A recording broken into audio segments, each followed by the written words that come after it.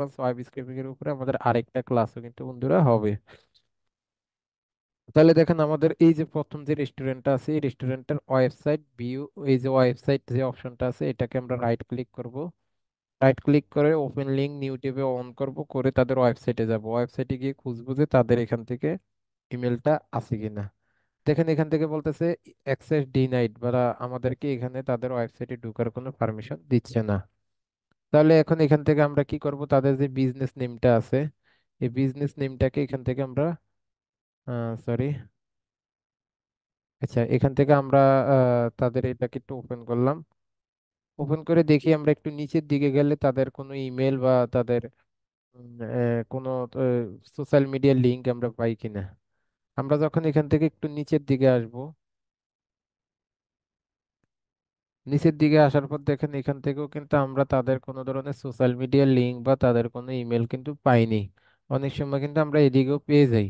তো সেক্ষেত্রে যদি আমরা সেটা না পাই তাহলে হচ্ছে আমরা এই যে তাদের কোম্পানির নামটা আছে কোম্পানির নামটাকে কিন্তু আমরা এখান থেকে কপি করব।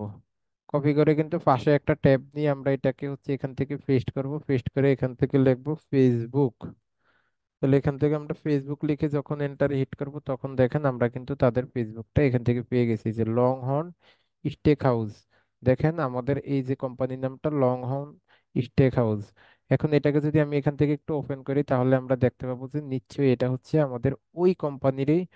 এই যে দেখেন এটা হচ্ছে তাদেরই একটা এই যে long horn stake house dot com, অর্থাৎ তাদেরই কিন্তু এই কোম্পানিটা। তার মানে তাদের ফেসবুকটা কিন্তু এখান থেকে পেয়েছি। কিন্তু এখান থেকে আমরা তাদের ইমেলটা অনেক সময় ফেসবুকের এখানে থাকে অথবা ওয়েবসাইটে থাকে, কিন্তু আমরা দেখতে পাচ্ছিলাম যে আমরা তাদের ওয়েবসাইটে কিন্তু ঢুকতে পারছি না। আমরা দেখি যে তাদের ওয়েবসাইটে অ্যাক্সেস ডিনাইড করে দিছে। তাহলে আমরা জানি যে তাদের এই ওয়েবসাইটে ঢোকার জন্য তাদের ফেসবুক ইউআরএলটা আমরা পাইছি। ফেসবুক ইউআরএলটা কপি করে নিব এবং তাদের পাশের ট্যাবে গিয়ে আমরা তাদের এই নামটা লিখে আবার সার্চ করব।